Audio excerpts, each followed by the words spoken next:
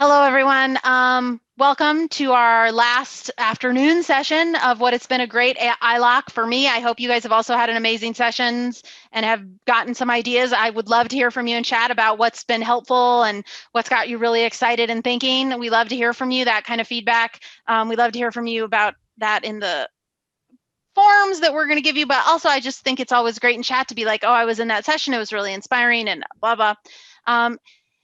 For those of you that don't know, I'm Angie Manfredi. I'm the Youth Services Consultant at the State Library of Iowa. I'm also starting off with the other piece of good news that I've been telling everyone today, which is my parents are scheduled to get the COVID vaccine tomorrow in New Mexico. Woo! So that's like the best news that anybody's ever come up with. So Jay is here. Jay Peterson is is the consultant for the North Central District at the State Library, and he's going to be our tech person today. And I'm going to give you the introduction to our presenter. Jay's going to tell you a little technical detail, and we'll go from there. Jay and I will be monitoring the chat during the session to keep an eye on questions, but Wayne has also left time at the end if you want to ask him questions there as well. And so this is the session on how your library can assist youth in foster or shelter care. I specifically recruited Wayne for this because when we were looking this year for themes, for things that met our qualification for continuing education on equity, diversion, and inclusion, one of the things that really matters to me the most is services to underserved populations. And this particularly is an underserved population, children and families in foster and shelter care. And I really think that this is an area where libraries can step up and step into this action in a really direct way that can benefit people's lives. And Wayne, who is new to libraries, has a lot of experience in this, and that's why I really wanted him to present about this. So I'm going to read you his bio, which is Wayne Jenkins grew up in Southwestern Virginia, and no, he hasn't seen Hillbilly Elegy, and trust me, he's not missing anything. He went to school at Virginia Tech and received a BA in psychology and an MS in family and child development. A condensed version of his master's thesis was published in the American Journal of Alzheimer's Disease, for which he received 3 complimentary copies. This seminal work has been cited no less than a staggering 2 times by researchers in the 20 years since. Having conquered academia, Wayne worked primarily as a social worker in Virginia, establishing a public guardianship program at a legal aid office in Christiansburg, and then moving to Iowa, where he worked as a prevention specialist, family support worker, and teacher of VADR's education programs, drinking driver classes, and more. He is now the Youth Services Librarian at Kendall Young Library in Webster City and will need to be forcibly removed if he is to leave this dream job. Wayne has 2 grown children and 1 adopted 13-year-old, a wife, 4 cats, and more guitars than anyone with his meager skill deserves.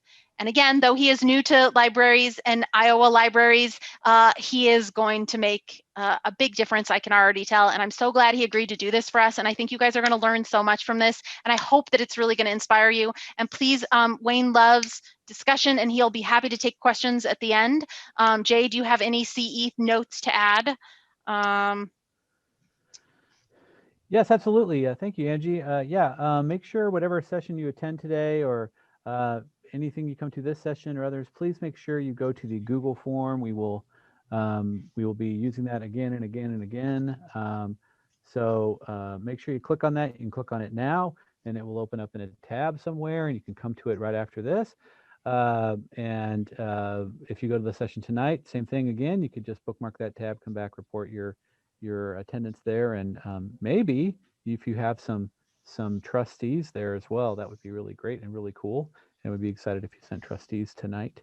And so I will be monitoring chat, and we will kick it off to Wayne, but please put all your questions in there. And Wayne, do you prefer to have questions kind of at the end or not during kind of deal, or how do you like to do this? Feel free to interrupt. That's okay. Fine.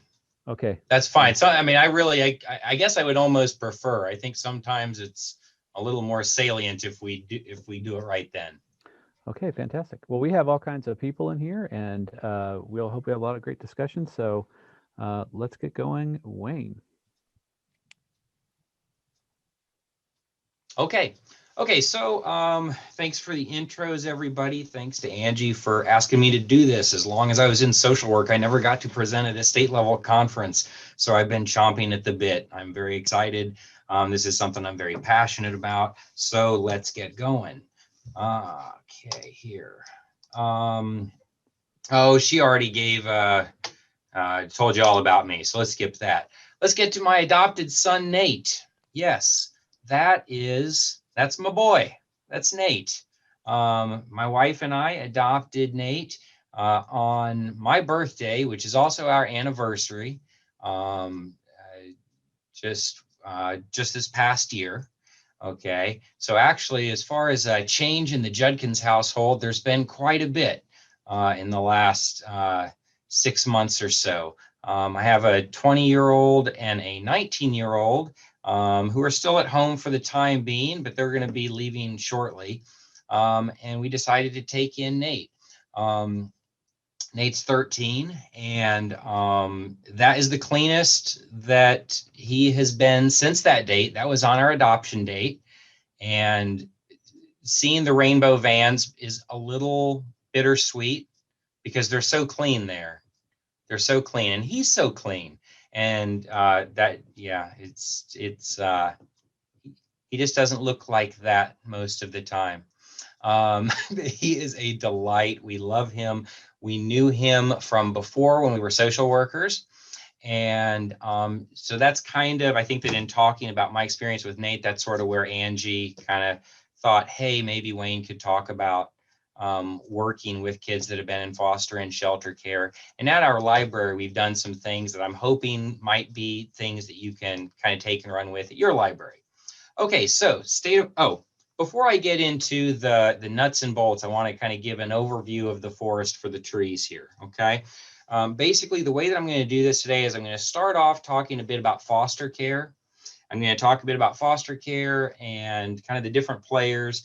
Then I'm going to go into a discussion on methamphetamine because, quite frankly, you cannot understand foster care and adoption care and shelter care without understanding and kind of having a current understanding of methamphetamine, particularly in the Midwest. We'll talk about that. Then we're going to go into the role of libraries. I'm going to talk some about supervised visits. Then I will talk a little bit about shelter. And then I have 2 interviews for you, really good interviews. I got an interview with Pat Sirks, who is the shelter director at Youth Shelter of North Central Iowa in Fort Dodge. And she is going to kind of just explain shelter things, and again, also how libraries can interact with this group. And then I have Krista Hafel at 4 Oaks, and she is going to talk a little bit about another way that libraries might be able to help with this population. Okay, so state of foster care in Iowa. Obviously, coronavirus. It has impacted absolutely everything, and it has caused even bigger problems than there already were in Iowa with foster care. Quite frankly, we do not have enough foster homes in this state, okay? There just are not enough foster homes in this state. It is not uncommon at all for kids to have to be placed an hour away from their birth home. And then you have supervised visits involved. We're going to get into that. So, just logistically, obviously, when you have a pandemic going on, people may be that much more hesitant to take in kids, whether they're existing foster parents, or if it's kinship care, if it's an aunt, an uncle, or grandparent that might normally have taken the child in, but they might be like, man, I'm 70 and I've had heart issues. I can't take my grandchild in. Youth shelters across the state have surges in their numbers. Of course, we have a methamphetamine epidemic going on. We also have an opioid epidemic going on. So the need for substitute caregivers just couldn't be any higher than it is right now. So what do you have to do to become a foster parent? Well, 4 Oaks is does the bulk of Iowa's foster work, with the exception of more the westernmost part of the state. They contract a lot of things with LSI as well, with Lutheran Services of Iowa. I will probably lapse into acronyms, and Angie, feel free to interrupt if there's something I don't explain when we get into our acronyms. Foster parents have to complete a lot of paperwork. You know, in order for us to adopt Nate, well, first, we were not foster parents prior to adopting Nate. So we had to become foster parents first. And of course, Iowa is not a state in which there is like a foster to adopt sort of path, okay? Foster care is not meant for people who want to adopt. That is a whole separate thing. Foster parents have to complete a lot of paperwork. You've got mandatory reporter training. You have to submit a lot of references, TIPS MAP classes, which later on, I believe that Krista explains that acronym. I don't remember what it stands for. CPR and first aid. Yes, even your cats have to have their shots. There's Lou. Lou is, he's not our oldest cat. In fact, he's our second youngest cat, I suppose. But you can see the resentment in his eyes. If you look really closely, he still holds it against me that even though he is a lifelong house cat who has only breathed the outdoor air, I believe on 1 or 2 occasions, he just could not understand why he needed his shots. We had a lot of long talks about it. He still holds it against me. Week in the life of a foster parent.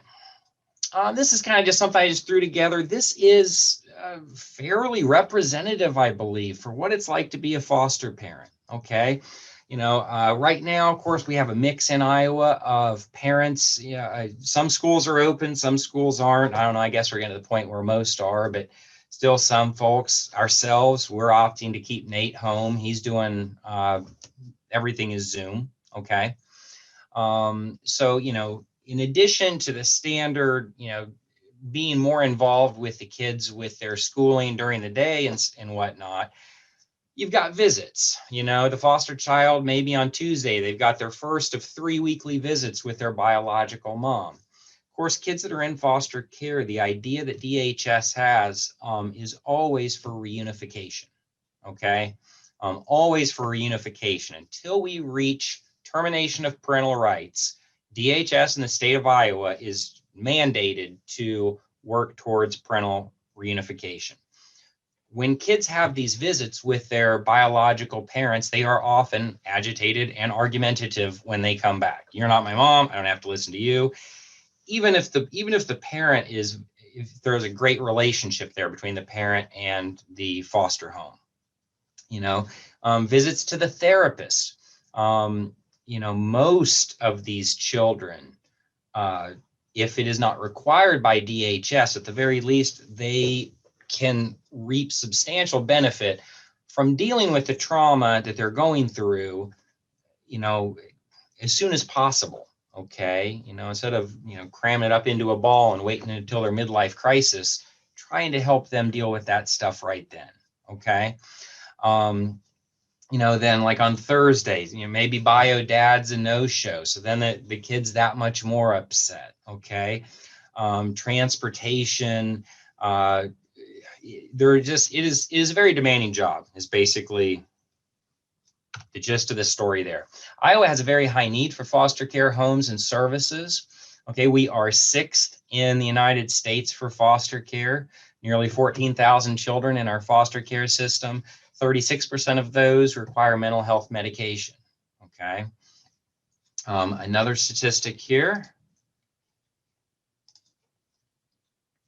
You know, we've got just over 8 children out of every 1,000 are in foster care, higher than the national rate, pretty substantially there, of 5.5 per 1,000. Iowa is taking steps to reduce the rate of foster care. I'm going to talk very specifically about that. The number in, I don't know, teal, turquoise, whatever you want to call that, is 50% returning home of children reunited with parents.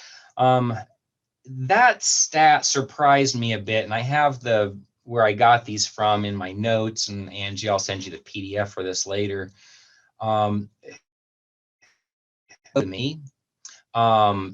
say that only 50% of children that are in foster care return home. However, one thing to realize is that it is almost the norm for when a child is removed and goes into foster or shelter care. It is almost the norm for reunification to occur And then unfortunately, the same issue or another issue causes yet another removal from the home. Okay. So anyway, lots of stats to get to, lots of stuff to get to. Family First Act. Okay, this was legislation enacted 2019 in Iowa aimed at reducing the number of kids in foster care by prioritizing kinship care. The whole idea here is Wayne's got to be removed because his mother's an alcoholic, say. Okay, little Wayne. Well, not to be confused with recently pardoned rapper Lil Wayne. Little me. Okay, so if I am to be removed, DHS would much rather place me with a grandmother, an aunt, an uncle, someone kinship care, as opposed to foster care or a shelter care, because it's going to be less traumatic. Okay, so Family First dictates that DHS must look at that, then they look at foster care, and then in social work field, they talk about the term PMICS. Okay, that's for a psychiatric adolescent, pediatric medical, I'm not even sure exactly what it stands for, but basically it's a psychiatric adolescent and child unit. Okay, that's the last resort. Primer on methamphetamine. This is a bag of methamphetamine. I had a supervised visit once where I was in a church basement. Okay, and I'm doing a supervised visit with a mother and father and their young child in a church basement nursery. And at one point, the dad started to get very agitated. And he said, Wayne, he said, I'm freaking out. There's meth over there. There's meth over there. And I've never seen methamphetamine personally in my life. Okay.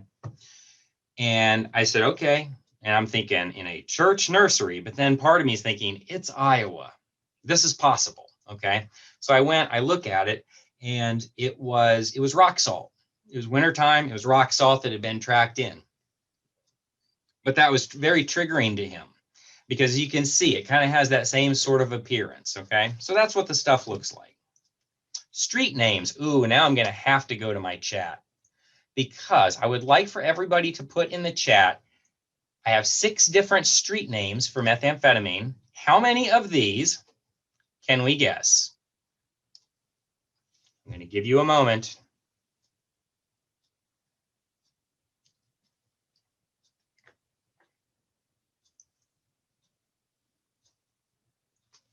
Oh, I see it. We have the top row already. Ice, Crank, and Speed. Yep. Slime is incorrect. No slime.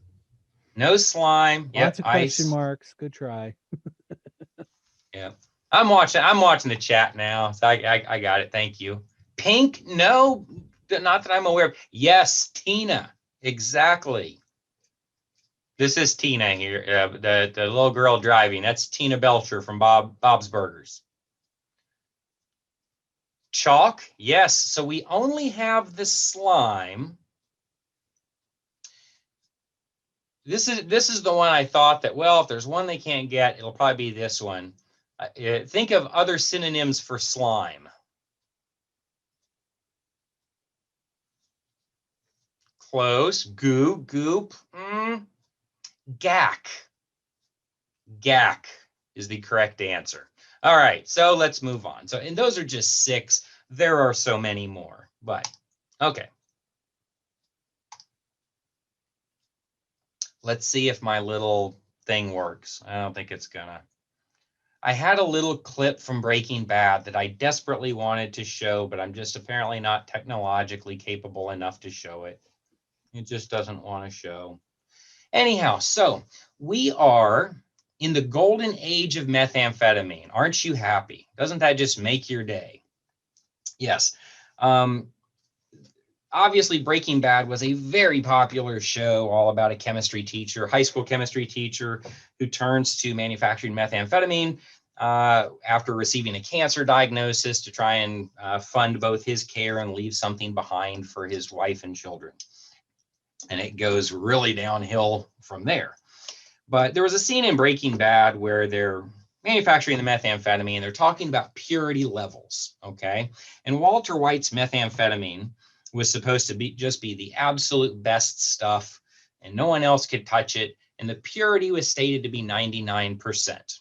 And the competition is trying to manufacture their own, and they had come up with 96% purity methamphetamine. And the chemist is trying to explain to his boss that 3% doesn't sound like much, but it is a gulf. It is huge, okay? We now have purity of methamphetamine at 100%, okay? So it has never been stronger. Also, it has never been cheaper, okay? This is why we have such a problem here, okay? 2019 prices for a gram of meth were $20 to $40. We're talking about 1/5 of a gram is your average dose, is going to give you a 7-hour high, okay? Now, you can compare that with any drug out there, alcohol included. There's a lot of bang for your buck there, okay? When people would say all the time to me, I just can't understand how anyone would ever use methamphetamine. I can totally understand why people use it, particularly people that are disadvantaged and in poverty, okay?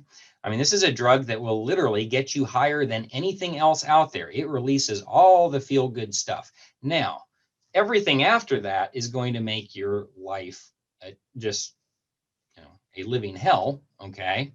But you can, feel as good as anyone on the planet, okay? And it's not going to cost a whole lot. One of the job that I held prior to coming to the library here, okay, I was what's known as a prevention specialist. And when I talked to high school kids about drugs and alcohol, I really focused on alcohol, and I didn't focus on alcohol so much from a standpoint of, kids, if you drink too much, the harmful effects of alcohol. I focus on the loss of inhibition that comes with alcohol. And this is something all of you could take to your kids, grandkids, nieces, nephews, whoever, when you're talking to them about alcohol. I can tell you that every single person that I ever worked with, okay, all of them that used methamphetamine, when we got to the point where I asked them, and I had a good enough relationship, where I could say, could you tell me a little bit about the first time that you used methamphetamine? Their stories all started the same way. Well, me and a friend were drinking. Okay. And I was feeling really bad. I was feeling really down. And he said, hey, this will make you feel better. Okay. Or something along those lines. Their inhibitions, their judgment was already compromised. Okay. And then they went to the methamphetamine. Everybody knows methamphetamine can ruin your life, but apparently it's a lot harder to turn down if you've already, had half a bottle of vodka or whatever. Okay, 2005. We had the Combat Methamphetamine Epidemic Act. Legislation killed the Smurfs and did what he never could. Now, I'm going to explain smurfing, but before I explain smurfing, 80s trivia, although I guess they came out with the Smurfs movie again. Who's in the picture here? Bonus points if you get the cat. The cat's harder than the other guy. Yes, Melissa immediately, huge Smurf fan, obviously. Gargamel and Azrael at Angie. Look at this. Librarians know their Smurfs. Okay, so what is smurfing? Okay, remember back in the old days, if you have allergies, you could just buy Sudafed without signing your name and having a credit check or whatever it is that they're doing back there. Okay, that was before the 2005 Combat Methamphetamine Epidemic Act. If you remember, prior to 2005, we had all sorts of issues in Iowa. You had anhydrous tanks getting ripped off. All the farmers were having their anhydrous stolen. And everybody was homebrewing. Okay, everybody was doing their shake and bake labs. Okay, and this is something a lot of you will learn today, is that the shake and bake lab is by and large dead. Okay, I'm not going to say it's totally dead. There are some people out there still doing it, but by and large, it's dead. This is why, because it's too hard to get the ingredients that you need, specifically the pseudoephedrine. Smurfing, back in the old days, let's say I'm down on my luck. I lose my library job.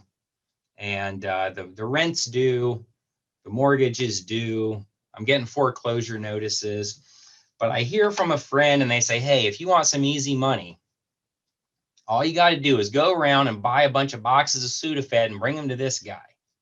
And I'm going to pay $2.50 a box. And then he's going to give me $15 a box. That was the process known as smurfing. And I would be a smurf in that case. Okay. Now, thanks to this, we no longer have near the number of shake and bake labs that we had 15, 20 years ago. However, as with any drug legislation, consequences are complex. Okay, so we see here, just as one example, Utah Health Department, went from 107 secret meth labs in Utah to 1. Okay, cleanup of meth labs is very expensive. Just as if someone comes and inspects your home for mold and they find mold, it's kind of like there's a great King of the Hill episode on, I remember a long time ago, where Hank Hill's, the inspector comes along, finds a little bit of mold, and then immediately evicts the family and, is charging them thousands upon thousands of dollars for this. This is the same type of thing where if a house has had methamphetamine smoked in it, even smoked in it, let alone if they've been cooking in it, even smoking can leave behind enough residue that very expensive cleanup needs to happen. Okay, it is safer for police, anybody that is entering particularly low-income housing. When I was in social work, I was working almost exclusively with low-income families, and many of them were in low-income housing apartments. Many of these children had behavioral issues, and oftentimes we're talking about very, very young children.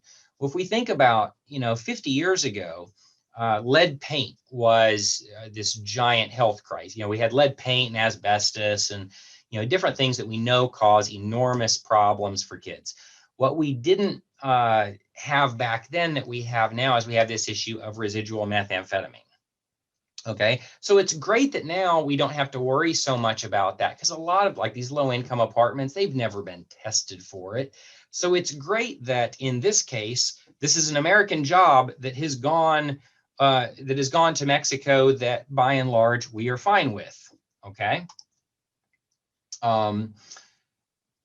There are other reasons besides methamphetamine. However, just to kind of hit one key point there, the problem is the stuff in the shake and bake labs was not 100% purity. Okay.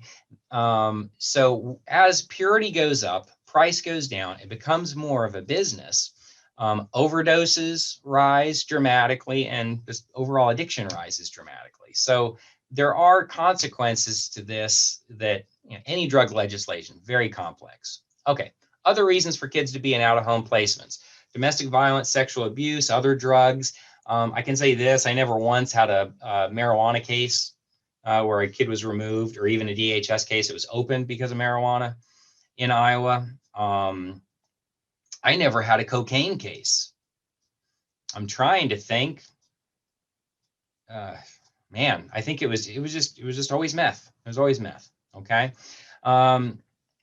Methamphetamine is detectable in urine for up to 7 days, depending on frequency and quantity used. Hair much longer. If you go to family treatment court, or in juvenile court, you will see a lot of women with neon hairdos and men with shaved heads. Okay, and that's all very purposeful. Okay, they're essentially they're trying to beat the system here. And please understand, I'm not trying to stigmatize. I'm not trying to say anything bad about these people. I'm giving a report from the ground as somebody who's been in dozens of courtrooms and seen this hundreds of times. This is just what happens. It is a very insidious drug. Okay, so we have differential response. This is something that Iowa has been working for probably, I don't know, maybe 10 years or so on differential response. In a denial of critical care case, okay, the state places less emphasis on getting someone on a child abuse registry.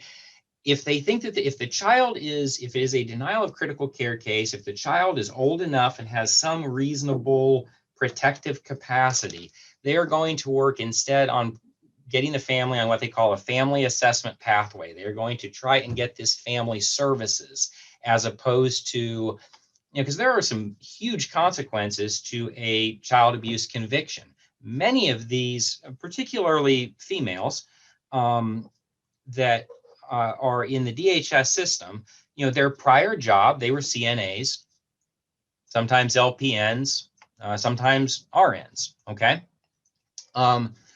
You cannot perform that job with a child abuse conviction, okay? You just lost your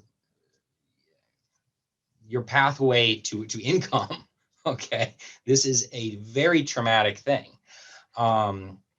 So that's one thing that the state is trying to do. Okay, my experience, about 90% of my cases were methamphetamine related. It was that high. I remember I would go to different conferences and hear sometimes people saying things like, well, we know that as many as 50% of your cases are methamphetamine related. And I would just be thinking, what world are you living in? You know, try 80, 90%. I mean, every case, if you had a sexual abuse case, oftentimes, you know, methamphetamine heightens sexual arousal. And you would end up finding, well, guess what? You have a sexual abuse case, but then there's also, we have this as well. I was an FSRP worker for years, stands for Family, Safety, Risk, and Permanency. Organizations like Families First, Lutheran Services of Iowa contract with Iowa DHS to serve families identified. In this capacity, I went in a lot of libraries. And again, I've only been here at Kendall Young since October. So I've only been here a short while, but I've been in all these places here. I've done supervised visits everywhere. I don't know how many of you know the Johnny Cash "I've Been Everywhere" song. If you haven't read the autobiography, hey, here's a book thing for librarians. Best autobiography ever. So good. Okay, role of libraries. We're going to talk about supervised visits.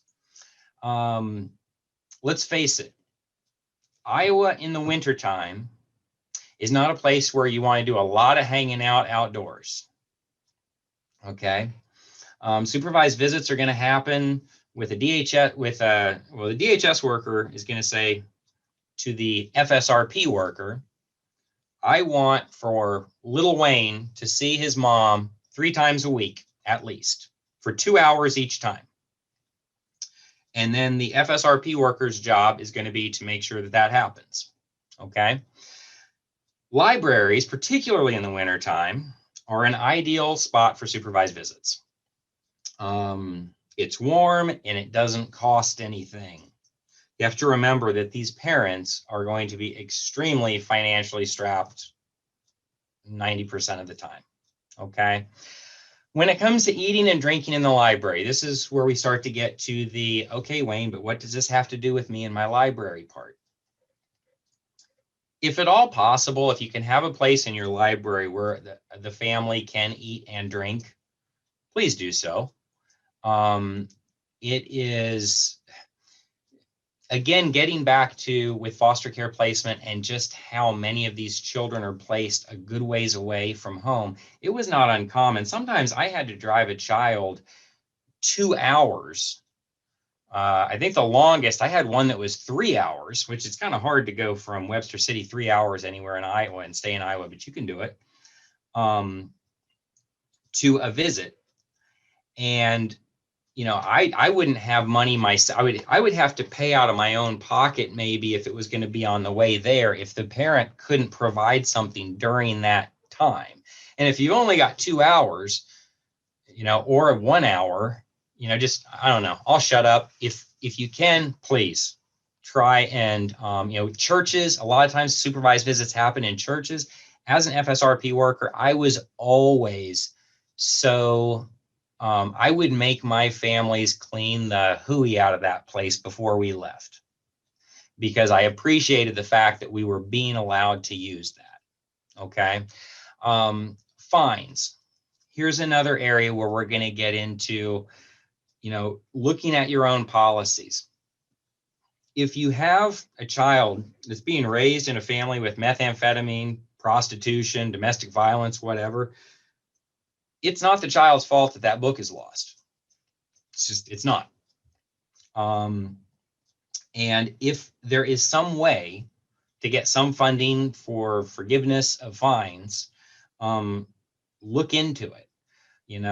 Children that are raised in these types of backgrounds, even if they have great organizational skills, which would really be a rare thing, but even if they do, their parents could lose the books easily. Okay.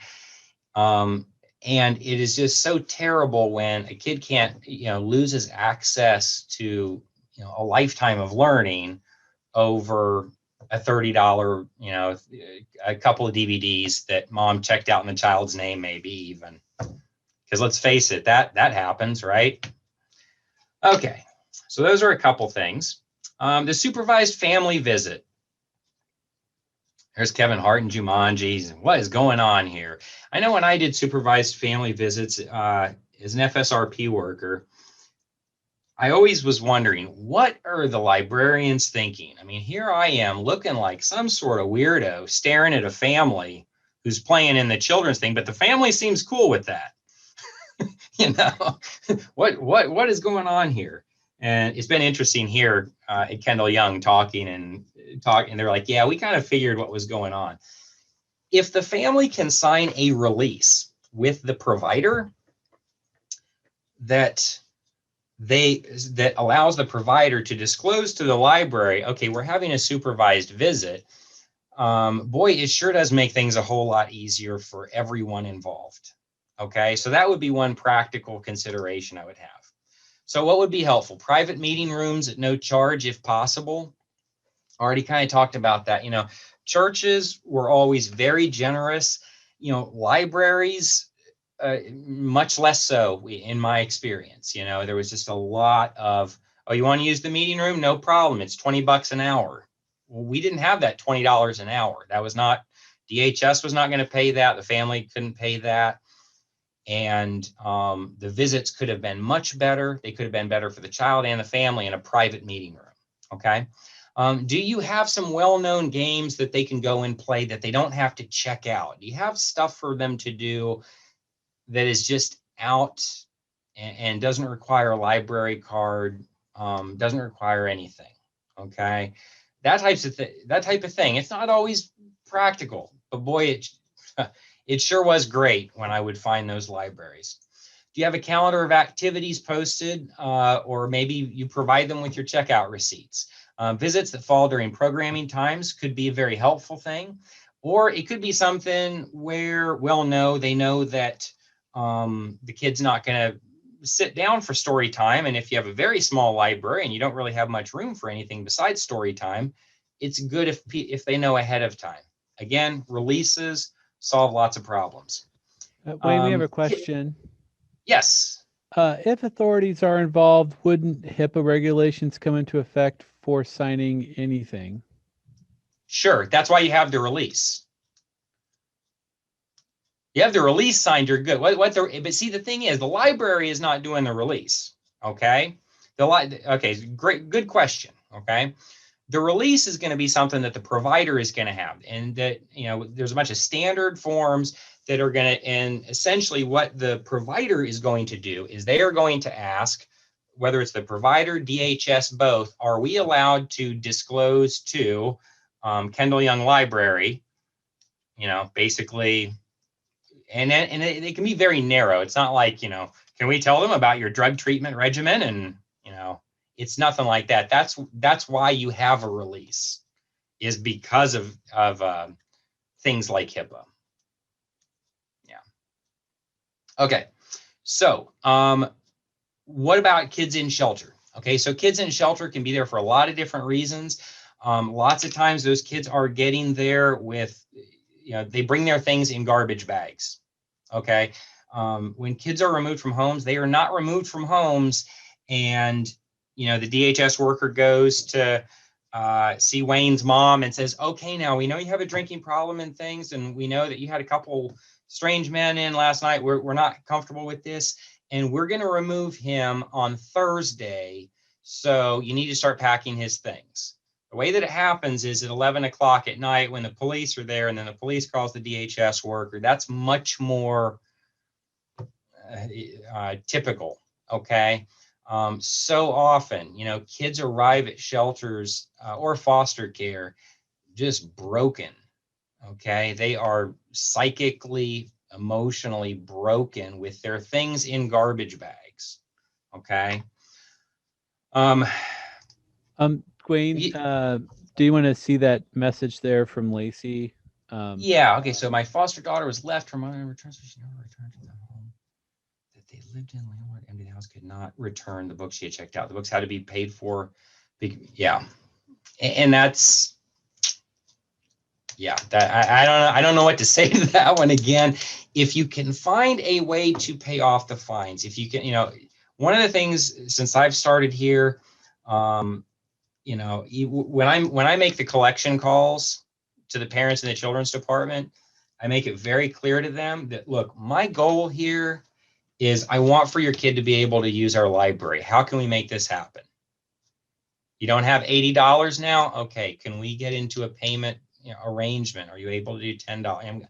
I'm going to do whatever I can. But before I even get to that part of things, particularly for kids that are in foster care, I'm going to be going to my library director and saying, look, here's what this situation is.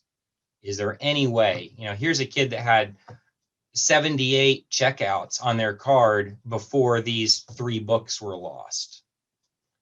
Because again, it's not the kid's fault.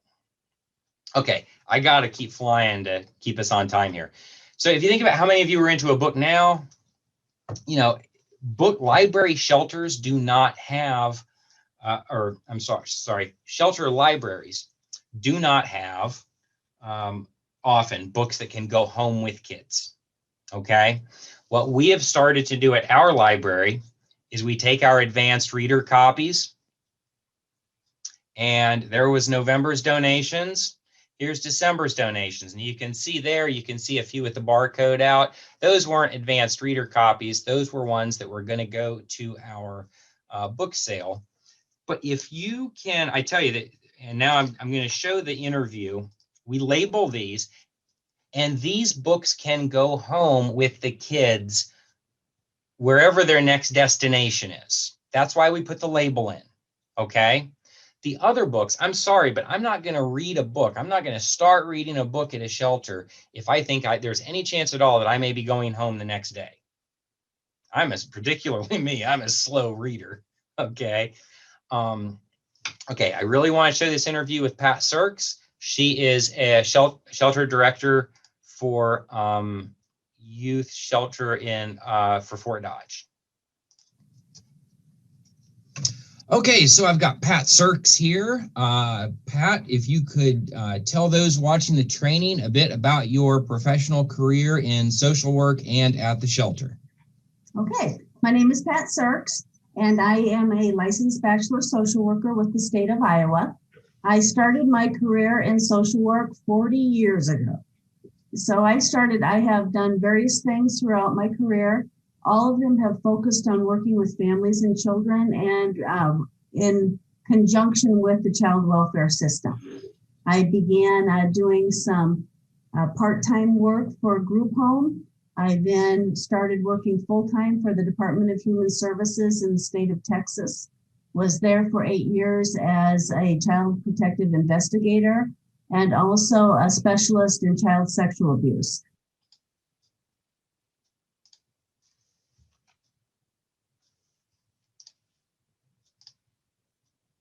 Oh, well, there goes my my interview. That's not great. However, you know what? We're running. I hate that. Okay. Of course, the tech problems pop up now. However, I'm not sure if we really had time for her whole interview anyhow. I'll give you the quick gist. Yes. Wayne, also, we can include this with the recording. So if you can Okay. send me the files of the interviews, we can Okay. include those so people can watch them, both Okay. either people who are at the session or just who are watching it in recall. So we can make sure they're Okay. posted as well, both the Okay. interviews. Okay, sorry for that. I don't know what happened there, but I'll just give you the real quick gist of it. A little more time for discussion. People have questions and whatnot, because that was like a 15-minute interview there. So, but one of the things that Pat told me in that interview was that of the 15 books that we have sent, they have one book left. Okay. When I heard that and was like, wow, so they're actually going home with the kids. The kids are reading the books.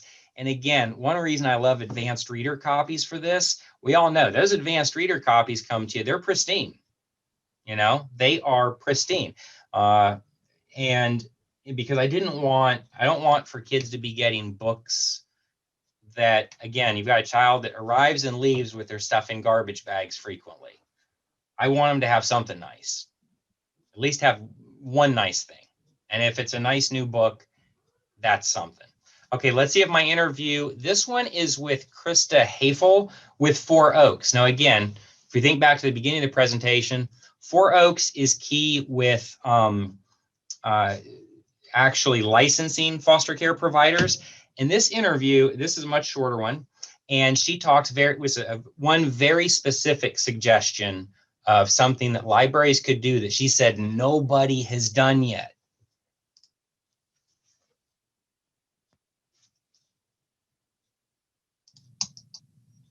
Okay, so now I am with Krista Hafel with Four Oaks. Krista, if you could just tell us a little bit about what you do at Four Oaks, but then quickly get to what libraries might be able to do to help both foster providers such as yourself, those companies, but to help the foster parents and the kids that are in foster care.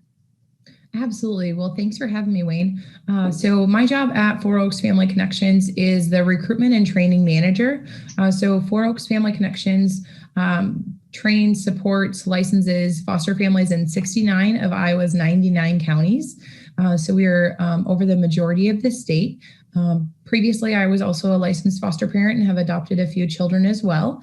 And we absolutely love our libraries for sure. So a great connection that we can have with the libraries throughout the state is to be able to host our TIPS map trainings at the library locations. Libraries are obviously all over.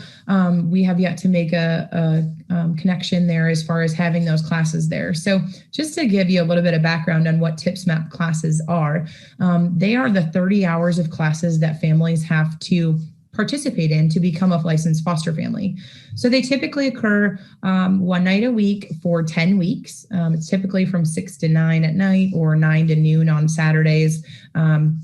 Sometimes we have them on a Sunday afternoon. They are, again, for 10 weeks in a row. And so if we could get those families in that door of that local library and to be able to celebrate all of the activities that the library does, if the library had provided us information as far as, ongoing activities, that just builds that base right there with that family of great activities and things they can get their children that come into their living environment with them acclimated in. And so if we can get them, in that environment of the library and relaxed and comfortable and knowledgeable of what activities are available for the children that come into their care, that would be a great support to the family, as well as a great support to that community and possibly, having great future leaders on your library boards and other participation like that from the community members. Yeah, and I think about myself when I took the TIPS map classes, my wife and I, all of them but one we did in Ames at the Four Oaks. Well, I'm trying to think of which. I guess must be an administrative building that there is in Ames that's right practically across the street from the Ames Public Library. I certainly would have much preferred for it to have been at the library. I'm very familiar with the Ames Library myself, but thinking of, like you're saying, from the standpoint of someone new coming in that maybe they haven't been to the library before ever or haven't been there in a while, and then they maybe are that much more comfortable taking the foster child there and, working with the library. We don't have very much time here, but have you had any, what I would call standout library experiences with foster parents where like you felt like a library, really bent over backwards? And if the answer is no, that's fine. I mean, this whole webinar is about how libraries can help this underserved population. Was there ever a time that a library just really, whether it was, someone that you supervise, I assume, that they came back and were like, yeah, we did this at the library and it was awesome? Yeah, absolutely. So actually, my local library has been super great over here in Guttenberg in Eastern Iowa. We've actually done interviews. We had a local foster child. Well, she's adopted now, but she did a book drive for children coming into care for foster children. And so we were able to bring the books through there and did the media interviews and stuff at the library. It was a great collaboration. I've done some activities, family activities. As when I did post-adoption support, I would do some family activities, and I've utilized some community rooms within the libraries. And I think the big hang up with our classes being in libraries is the hours of our classes, because our classes go till 9 o'clock at night, and a lot of libraries aren't open until 9 o'clock at night and don't, usually give out the keys to the library. And so if there's, some way that we can work around that, that would be super great. Okay, thank you so much, Krista. Krista was a last-minute fill-in too. She was like a pinch hitter in baseball, and filled in for someone who had an ill family member and everything. So thank you so much, Krista, for your time. Absolutely. You have a great day. Okay, so I had 1 out of 2 video, or I guess 1 out of 3 videos that worked, which is good in baseball, not in much else. Anyway, so closing action steps discussion. There are some different people. One of the people that I would highly recommend for people to talk to, your local DHS supervisor, really could be a great person to partner with here. Just to talk about, okay, what would be helpful? Then of course you have your providers as well. And again, places like Families First, Lutheran Services of Iowa, Children and Families of Iowa, different places like that, where, get to know those people at least a little bit if you don't already, and you can just ask them, hey, what would be helpful here? Okay. And I think the last one, just to review your policies with an empathetic eye. Think of just what a powerful character environment the library becomes for a child that is going to be there. I mean, let's face it, if they're going to have 2 visits a week and that kid might be out of the home for a year, you're talking about, over 100 visits to your library. What are they going to leave thinking of your library? Are they going to think, man, I don't ever want to be back in that place again? Those people are mean. They yelled at us for XYZ. Or are they going to be excited to go back to the library? And again, too, I would strongly recommend, if you've not talked to your local shelter, and if they have the same need that our shelter does, I'll just say, boy, I'm just so happy that we've got that program running, and I just don't see it ending anytime soon. Very last slide that I have. This is a 10-page guide from the Indiana Library Federation with their guide to supervised visits. It has sample visitation guides that select individual libraries have done themselves as well. These are all just things to spur some contemplation, to discuss with your directors, your staff, your board members, and the community. And with that, Wayne is going to be quiet and field questions. Hey, Wayne. Oh, No, go, Jay. Angie, I'm you're sorry. the host. I'm sorry. No, I was in the chat. I'm sure you saw more than I did. I really saw a quick one, and you can answer it best, maybe Angie, but maybe Wayne as well. How do you get advanced copies? And that's from a person I know. Yeah, I just put that in the chat. And one thing I'll say is that since COVID, publishing, actually printing advanced copies has gone down dramatically. And I don't know if that's something they'll ever come back to now. A lot of our advanced copies now are electronic only. So I don't know what the landscape of that'll be like. You can try contacting publisher reps. There's sometimes giveaways. And I think if you get them, that's cool. But also what Wayne showed about like the withdraw books that were in good condition, especially when you're doing a lot of weeding or even doing a drive, I think that's helpful. So I'm not sure what link are we. I think she's know, talking, I think it's talking that about the link very last. there. I'm trying to get to it. If you can. Oh, Wayne, can you put that link that, and also everybody, the link that you, this entire presentation and the 2 interviews that Wayne had, we'll make sure that they're posted on the ILOC page so that you can view them. And that'll also include the slide deck. So you will have access to this entire slide deck afterwards. Yes, and Keta, that's another great point, is that you get advanced copies from going to conferences a lot of times too. And again, since COVID, there's not really conferences. So I think publishing, they were excited about not having to print them anymore. So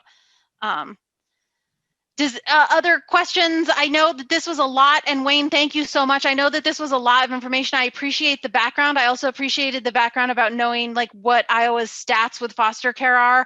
I hadn't even thought about being a host for training. I thought that was a really great other thing. Like I had been like, that's a real service that you could provide in a way that's like, it also is a program for you. I hadn't thought about that before. So I thought that was really interesting to hear from her. If anybody other has kind of like questions, and I would say too, again, as Wayne pointed out, he's only been in the library since October. So like he's kind of giving you a bunch of background on that too, but he's always up for collaboration. If you have questions, if you want to talk to him directly, Wayne, can you put your email in the chat so that you can reach out to him? And I hope that this also just gave you some ideas, especially what Wayne said at the end about like what stories do you want the kids and the families to take away from this about the library? Because those are the kind of stories that are gonna stick with them. So, so any other follow-up, Wayne? It was great. It was great. It was and I really appreciate you getting those interviews with other people. I think that was a great supplement, and I think I'll be glad to add those. We'll be glad to add those on there too, so that everybody, you can watch the full 15-minute one. I'm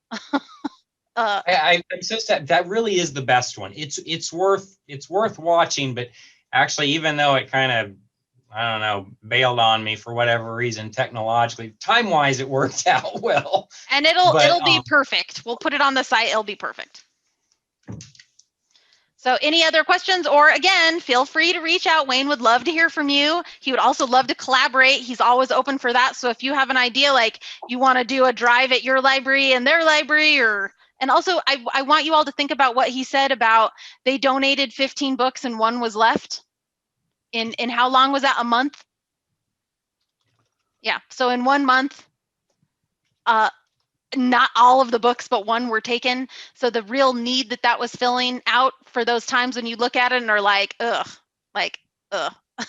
I would just withdrew all these books, that entire thing. I think to think about that yourself, that is an immediate thing you could do. You did that. When did you say you did that in December? Well, we do it every month. Every month they get at least 5 books. And I realized too, one of the things that you gotta, we just had some staff meetings, and it's like, she's like, Wayne, you realize that these advanced reader copies, they don't just fall from the sky. You're not going to always be buried in these. But I know too, like, because Pat had said that at some point Half Price Books was sending them books. But I think it's one of those things too, where the shelters themselves, even if it's a matter of advising the shelter and letting them know that, hey, places like Half Price Books might be open to them. Because again, I hate the idea of a kid, because again, even if they go to their home library and that library has the book, what's the condition? Are they going to be able to check it out? Who knows? No, and I think that's a really critical idea too. Even if you are not the person who is donating the books, even if you can share that information with shelters, they might not know that, or they might. So seeing the library as an information hub, and someone is saying, how can they find a place in their community to donate to, and who should they reach out to? What would you advise on that? I would just, if you call your local Department of Human Services and ask them what the shelters in your area are, they're going to tell you. Another place, and earlier I mentioned PMIC, that PMIC, okay, and those go by a lot of different names, but PMIC would be another place that would just be amazing to donate books to. Or there's to a even lot of, to make a packet up or a flyer that's like, here's something like, like here's some information I rounded up from you about places you can get discount books. Or I would just even contacting them and saying, how can we work together, instead of me being like, here's what I'm going to do for you, saying what can we do together, I think is a great way. So Wayne, thank you. I hope you're seeing the nice comments and feedback. Jay, do you have any details? Everyone, I hope this was inspiring to you. And I think what Nicole said at her session was great. Today is Thursday. What are you going to do on Monday? I think that's a really great opener.